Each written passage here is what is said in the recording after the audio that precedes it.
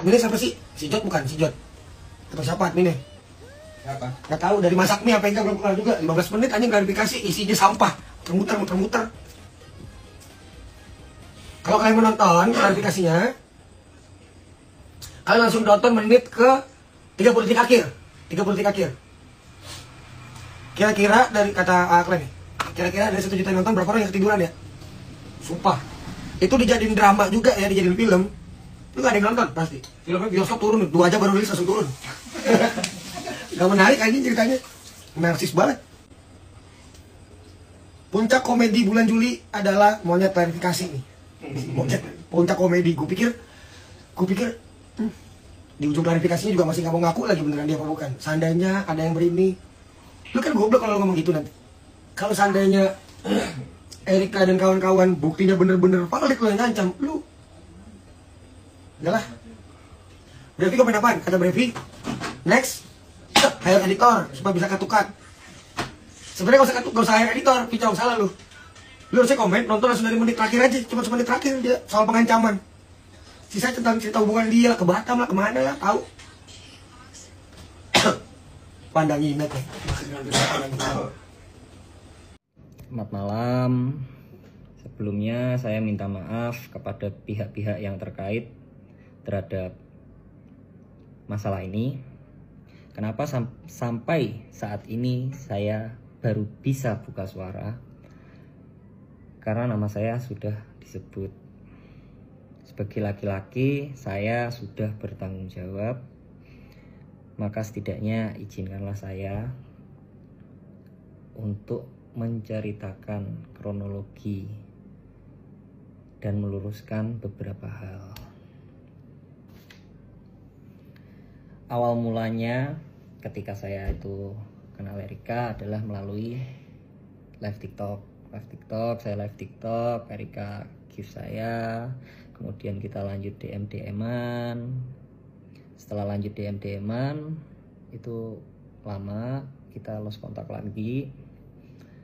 Tidak ada kontak sama sekali sampai di bulan November kemarin saya dan Erika janjian untuk main biliar di Cubic Billiard Senji. Cubic ya, itu mungkin Cubic ya, pokoknya yang biliar di Senji.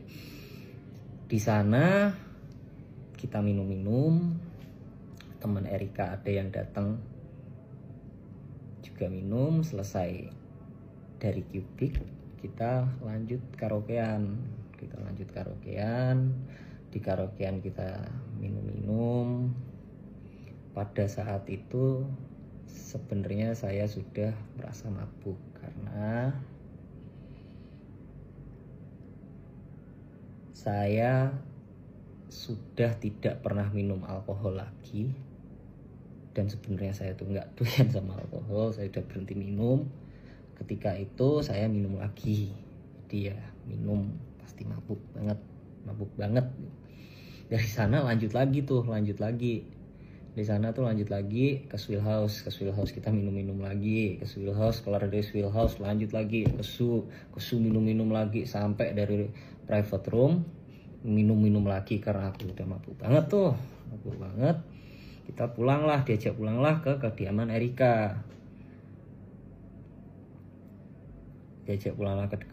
Erika.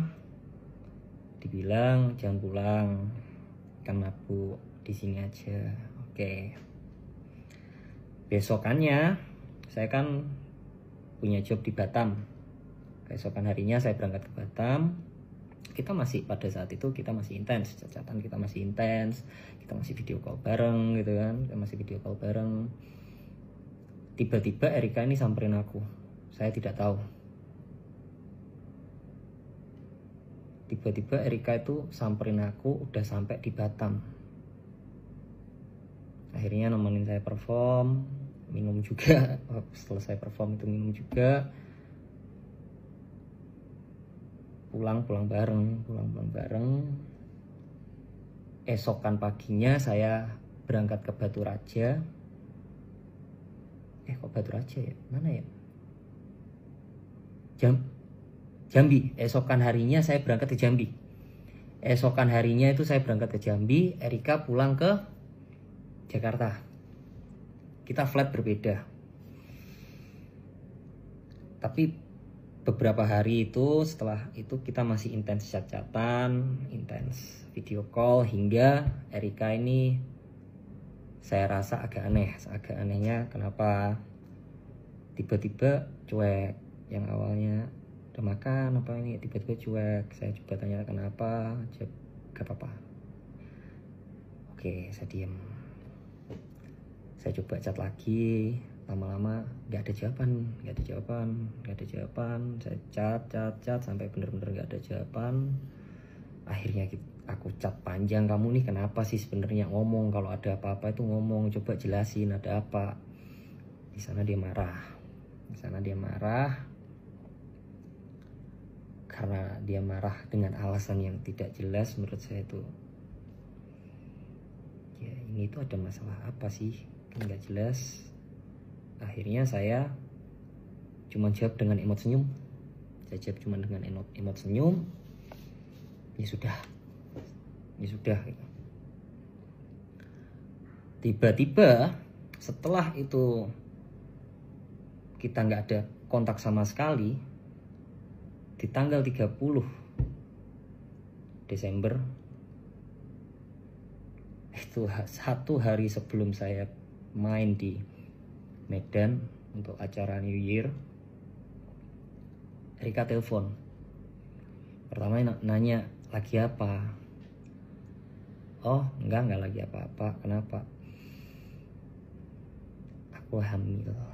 Dia mengutarakan bahwa dia itu hamil. Pada saat itu karena saya juga syok dan saya masih ada pekerjaan, saya bilang, oke, kamu di rumah sakit mana?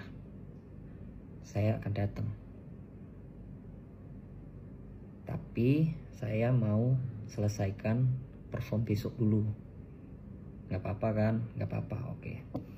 Di hari yang sama saya langsung telepon orang tua saya. Saya jelaskan, Pak, ini hamil.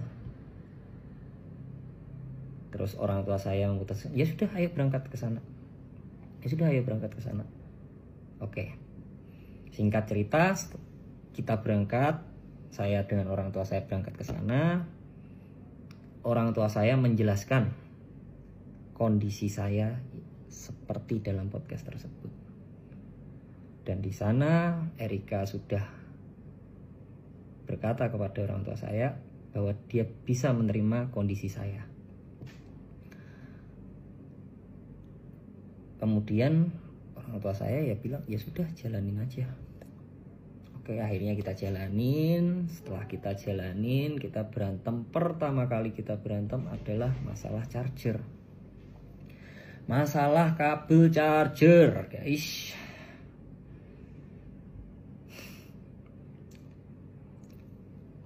Jadi pada saat itu kabel charger saya kan nggak ada. Dia itu pinjemin kabel chargernya dia. Karena kan itu kan aku kan berangkat keluar kota. Nah, setelah selesai perform, saya buru-buru pulang, terlebih dahulu pulang untuk temani Erika. Karena saya tahu posisinya lagi hamil, saya selesai perform, saya ambil flight yang paling pagi untuk temanin Erika. Saya capek, masih apa.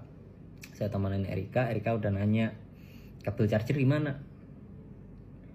Saya juga belum istirahat kan posisi saat itu kan, saya pokoknya fokus temenin dia aja. Deh. Kabel charger di mana? Ada kok. Aku jawab gitu, ada kok. Kasih tahu asisten kamu ya. Suruh cari itu kabel charger. Bilang Erika marah. Pada saat itu saya juga tersulut emosi. Saya bilang, ini apa-apaan? Cuman masalah kabel charger aja marah.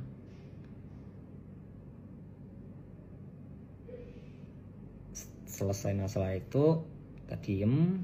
Akhirnya berbaikan lagi. Jalan lagi. Setelah jalan lagi, pagi hari kita mau keluar bareng. Di pagi hari itu kita mau keluar bareng. Karena pada saat itu celana panjang saya itu semua lagi dicuci, saya bilang, apa aku pakai celana pendek aja ya? Yang agak saya shock pada saat itu, dia berkata kepada saya,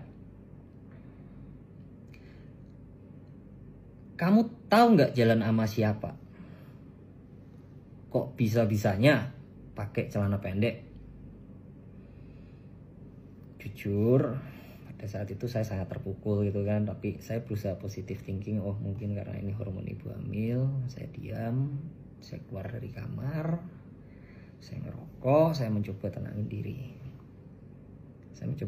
diri. Kemudian saya berusaha untuk masuk lagi ke kamar tersebut. Ternyata kamar tersebut itu dikunci. Padahal ingin saya itu untuk menyelesaikan gitu loh. Saya sudah nggak emosi, anggap ya udah deh gitu lah. Saya ketuk gak ada jawaban, saya chat gak ada jawaban. Oh ya sudah, tidak lama orang cincin ini telepon. Orang cincinnya telepon, bilang, "Kak, ini cincinnya udah selesai, udah bisa diambil." Oh oke. Cincin udah bisa diambil, oke. Saya telepon teman-teman saya pada saat itu untuk antar saya ambil cincin. Untuk antar saya ambil cincin sama ngopi. Tapi saya chat Erika, saya bilang saya ambil cincin, saya ngopi dulu. Udah pulang dari sana. Setelah ambil cincin, saya berusaha masuk lagi, ternyata pintu udah dibuka. Tapi ini posisi teman saya sudah pada pulang ya, istilahnya teman saya tuh cuma antar saya.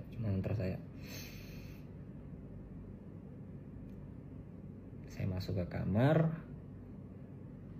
Niatan saya itu untuk bikin mood dia seneng dulu itu. Ini loh cincin udah jadi. Saya coba tunjukin gitu, cuman reaksinya tidak seperti yang saya kira. Dia bikin kata-kata,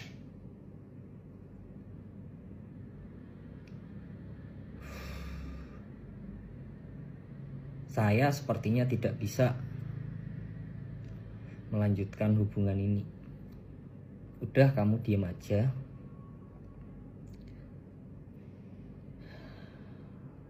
Biarkan saya yang bertanggung jawab. Kalau bisa, tidak usah ada orang yang tahu ini anak bapaknya siapa.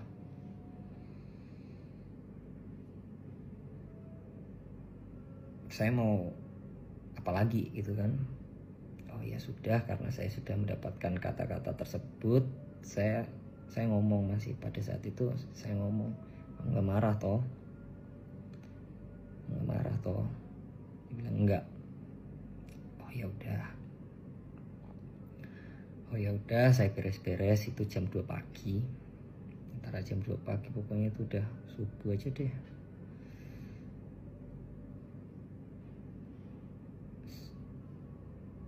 Saya telepon teman saya.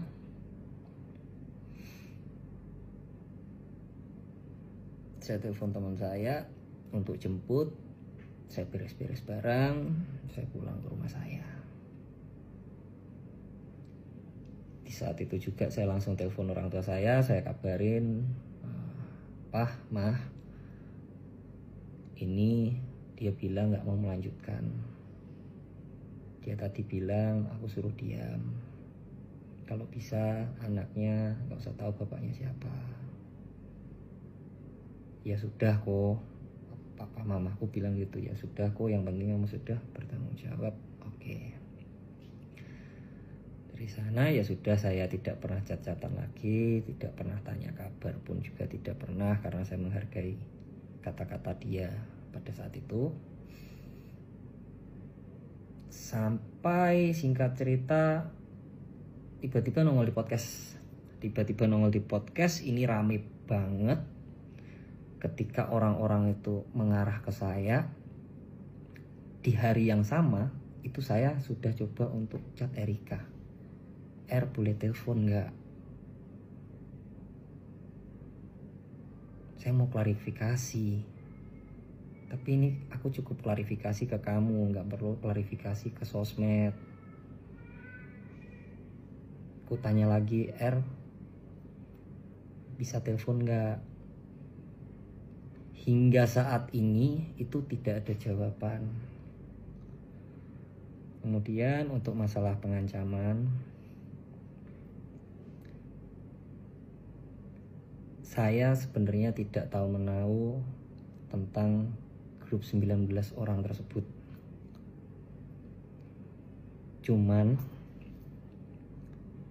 apabila ada kata-kata saya yang menyakiti hati saudara, menyinggung saudara, maupun menyakiti saudara, saya minta maaf sebesar-besarnya. Dengan rendah hatinya saya minta maaf sebesar-besarnya, karena saya juga mendapatkan ancaman. Saya mungkin juga sedang emosi, saya kilaf, saya dapat dorongan dari luar. Sekali lagi saya mohon maaf sebesar-besarnya. Sekian klarifikasi saya. Saya minta maaf banget buat fans-fans saya. Saya minta maaf banget sudah mengecewakan sekali. Terima kasih selama ini sudah selalu support saya. Terima kasih buat orang-orang yang sudah support saya. Saya cuma ingin meluruskan hal-hal yang bisa diluruskan.